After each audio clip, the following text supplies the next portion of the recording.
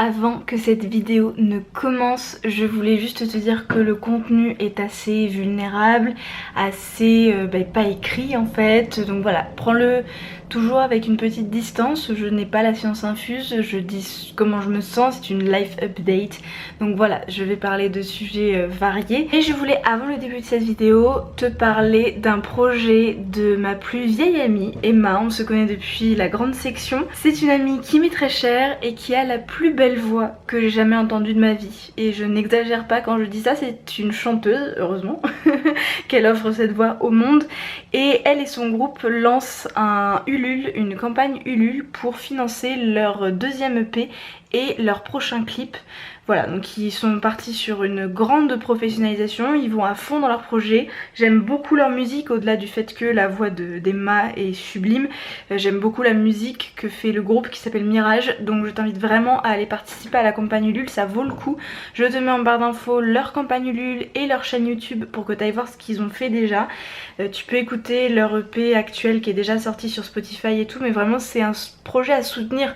Et je t'en parle parce que c'est une de mes meilleures amies et j'aimerais vraiment qu'elle puisse vivre de sa musique parce que c'est une musicienne extrêmement talentueuse et elle est entourée de personnes très talentueuses aussi. Donc voilà, c'est juste, s'il te plaît, va faire un tour, juste ça t'engage à rien, va juste regarder, t'abonner à leur Spotify, à leur YouTube, va soutenir la campagne Ulule du mieux que tu peux, enfin voilà. Merci beaucoup, maintenant je te laisse à la vidéo. Bonjour! J'ai hyper envie de faire un Get Ready With Me que je n'ai pas fait depuis des lustres. J'aime vraiment beaucoup ce type de vidéo parce que pour moi c'est détente. J'ai genre tout mon maquillage là, j'ai mon fond de teint sur la main. Je peux te parler de plein de trucs, j'ai envie de te faire une life update, de te parler de 2-3 choses, voilà. J'ai rien préparé, ça fait un bien fou, j'adore. Je me prépare comme ça en même temps pour filmer ma vidéo qui sortira la semaine prochaine. Non franchement, je vis ma meilleure vie. Donc si t'es pas là depuis très longtemps, tu ne sais pas qu'au début de ma chaîne je faisais vachement ça. En fait je me maquillais en parlant de tout et de rien, en parlant de sujets vraiment très précis où je faisais vraiment un texte et tout. J'ai fait une vidéo comme ça sur le féminisme, j'ai fait une vidéo sur le maquillage.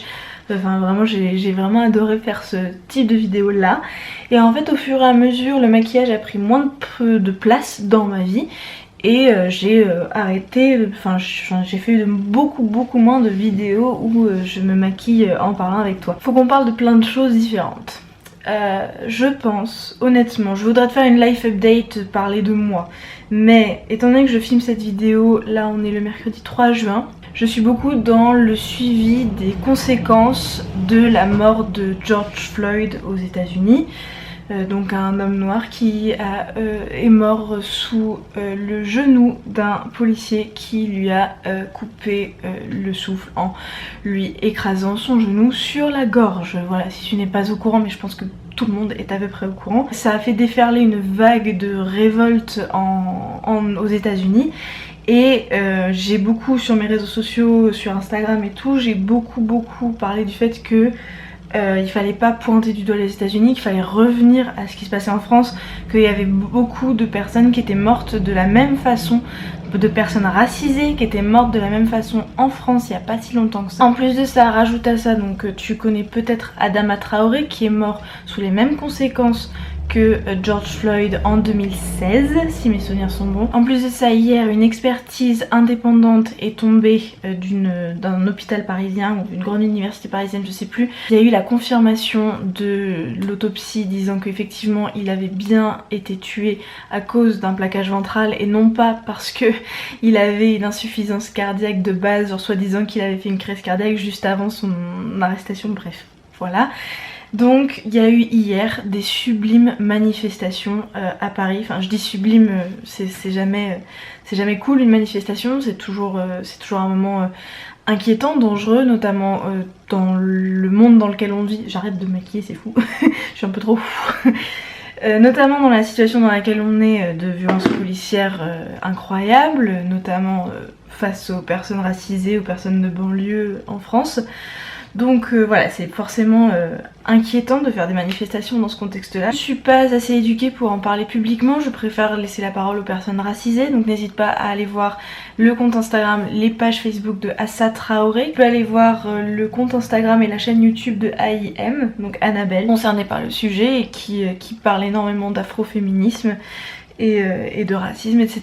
Donc voilà, je t'invite vraiment à aller voir ces deux personnes qui te dirigeront vers des ressources infinies à ce sujet-là. Moi je suis une personne blanche, je ne vis pas le racisme, je ne peux être qu'une alliée et je suis une alliée qui n'est pas encore assez éduquée pour en parler publiquement, donc s'il te plaît, rends-moi service, va donc voir ces femmes extraordinaires qui travaillent pour la reconnaissance du traitement injuste de la police et du racisme inhérent à notre société qui se traduit par les violences policières, notamment les violences policières qui sont dirigées vers les personnes racisées et de banlieue. Voilà, sur ces mots, on met de la poudre. Ça c'est le contexte mental un peu dans lequel je suis depuis une semaine. Dès que j'ouvre mes réseaux sociaux, j'ai des posts, des stories à ce sujet et je trouve que c'est important, ça permet de m'éduquer, donc c'est très bien. Même si des fois c'est lourd, je considère que c'est un peu le moment. Faut pas mettre en silencieux en fait tout ça, je pense que c'est important en tant que personne blanche en fait, de considérer ça comme de l'éducation. Et il y a plein de ressources qui sont partagées, plein de discours et tout, et je pense que c'est vraiment le moment d'écouter. Donc j'écoute le plus possible, même si voilà, ça impacte un petit peu ma santé mentale, de voir autant d'injustices, de voir autant de difficultés, mais bon, je suis pas concernée directement, moi je suis une privilégiée à qui ça n'arrive pas, donc faut aussi se rappeler le cadre dans lequel on vit, qui on est, etc. À savoir, je suis une blanche privilégiée. Alors revenons à moi, redescendons, moi, ma vie de femme privilégiée. À part George Floyd et tout ce qui a été, tout ce qui s'en est suivi, et tout, inévitablement qui touche mon quotidien, je suis aussi en train de réviser énormément ma médecine chinoise, puisque les examens de fin de cursus ont lieu dans 1 mois et 10 jours, 1 mois et 2 semaines à peu près. Donc voilà, j'ai environ 40 jours pour réviser. J'ai derrière, si tu l'as pas vu sur Instagram, j'ai un énorme planning de révision qui est très effrayant et bien il faut que je commence à réviser de façon active. Et autant te dire que après plusieurs années à réviser, à être vraiment dans le moule universitaire, le moule scolaire, à faire ça à fond et tout, là j'ai plus l'énergie pour faire du par cœur, pour aller pour bosser des heures et des heures et tout.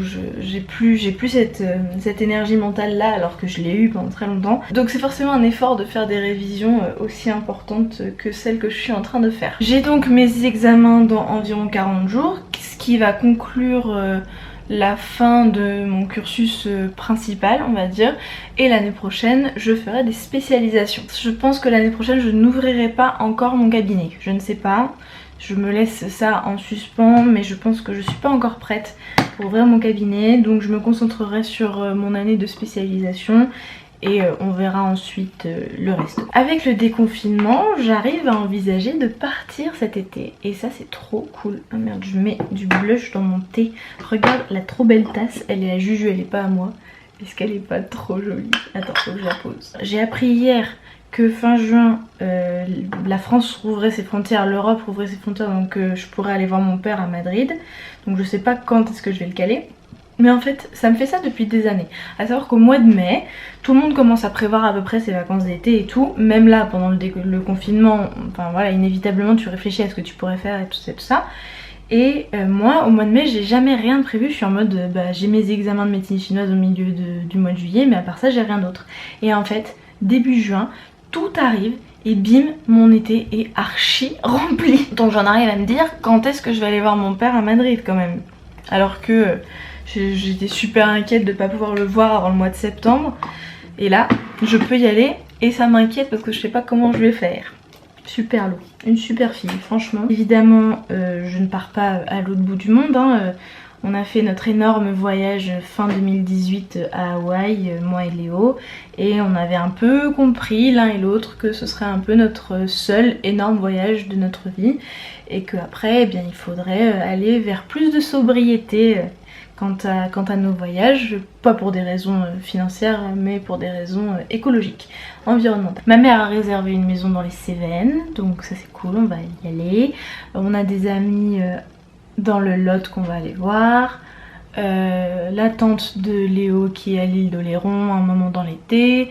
Enfin voilà, on a des petits projets comme ça plutôt sympathiques. Moi la fin juin, avant mes examens, je vais aller à un séminaire de ma thérapeute qui s'appelle Martine Régis. Tu peux la trouver sur internet si tu veux.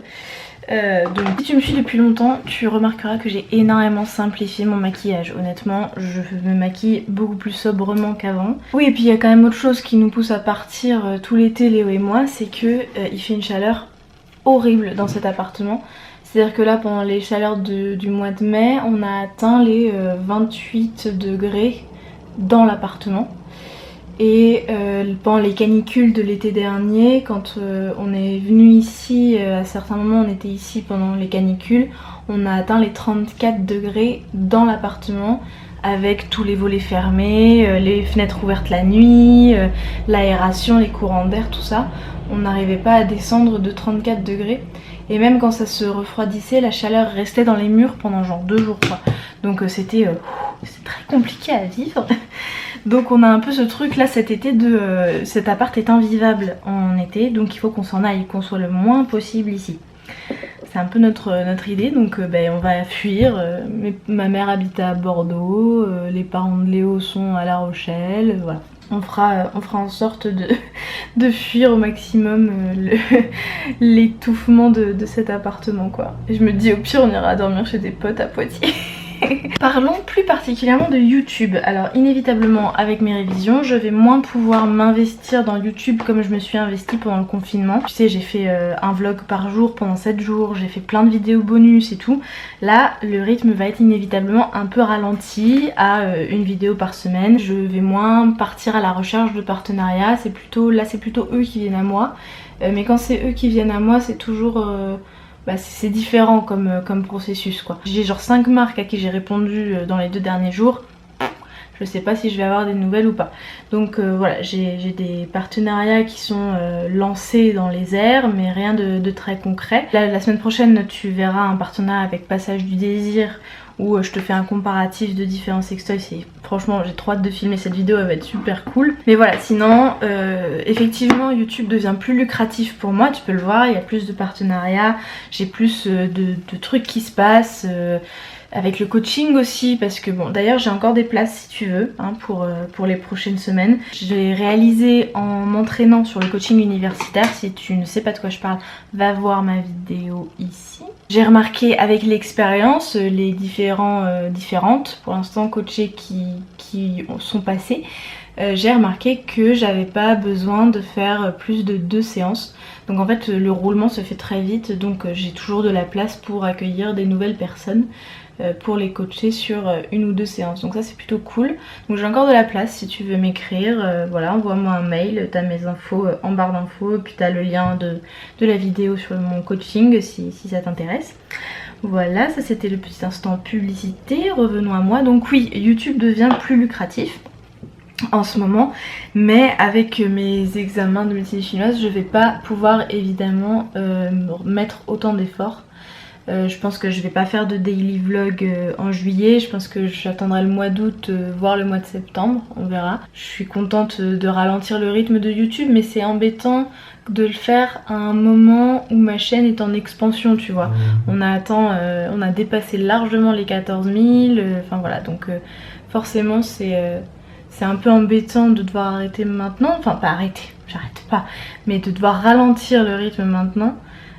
Mais bon voilà, je peux pas tout mener de front et là il faut que ma priorité ce soit la médecine chinoise, comme tu l'as compris. Ça avance, hein, ça paye pas le loyer encore, je peux pas vivre de YouTube du tout, mais au moins mes efforts commencent à payer et ça fait super plaisir. Mais du coup ça m'amène à parler d'un truc, j'ai grave envie de te parler d'un truc, c'est que je reçois beaucoup de messages, je reçois pas mal de messages qui me disent: t'as trop de chance de recevoir des produits gratuits, c'est trop cool d'être youtubeuse, moi aussi j'aimerais trop recevoir des produits gratuits. Ça fait 3 ans et demi que je sors au minimum une vidéo par semaine, au grand minimum. C'est-à-dire qu'en fait, j'ai fait des centaines d'heures de travail gratos. Parce que t'as bien compris, Google ça paye rien du tout. C'est-à-dire que là, j'en suis à peu près à 30-40 euros par mois, pas beaucoup plus quoi. Les revenus des annonceurs, je veux dire, faudrait que j'arrête de parler uniquement pour ceux qui connaissent. Et donc ce qui me permet de gagner des sous, c'est soit mes business qui découlent de YouTube, donc le coaching ou ma boutique en ligne où je vends mes créations, soit c'est les partenariats YouTube directement qui me permettent de gagner de l'argent. Mais YouTube en lui-même, les vidéos en elles-mêmes ne me rapportent rien, c'est vraiment du travail considéré gratos quoi. Donc ce que je veux dire c'est quand on me dit t'as trop de chance de recevoir des trucs gratuits, non ça me tombe pas dessus. Genre il y a 30% des produits que je reçois qui sont des produits que j'ai demandé, genre que je suis allée chercher. Les autres c'est du traitement de mail constant, genre je dois accepter des trucs, en refuser d'autres, je dois aller voir les sites, regarder ce que je pense du produit, je dis pas oui à tout du tout. Quand je reçois des trucs gratuits, enfin généralement c'est 1 sur 7 que j'accepte, tu vois, à peu près. Donc voilà, c'est vraiment c'est du traitement de mail qui prend du temps, c'est du travail invisible. Et moi derrière, pour genre par exemple les boutiques érotiques avec lesquelles je travaille, Passage du Désir, Espace Plaisir, c'est moi qui suis allée les chercher. Et forcément, dans le cadre d'un partenariat, je reçois des produits gratuits, mais c'est du travail en fait, enfin tu vois, et le travail, il est pas payé par des objets gratuits, c'est un bonus. Le travail sur YouTube, c'est aussi des dizaines de mails personnalisés à des marques que j'ai envoyées et qui sont sans réponse ou qui m'ont été refusés. C'est aussi du traitement de plein de mails que je reçois tous les jours me proposant plein de partenariats. Voilà, donc c'est du boulot de recevoir des produits gratuits, c'est pas vraiment de la chance. J'ai beaucoup de chance d'avoir trouvé une activité comme YouTube qui me plaît, genre je suis trop bien à faire ça, et j'ai beaucoup de chance d'être soutenue financièrement par mes parents pour pouvoir continuer à faire ça sans que ça me permette de gagner ma vie en fait. En fait, je suis soutenue par mes parents surtout pas parce que je fais YouTube, mais parce que je suis encore en études.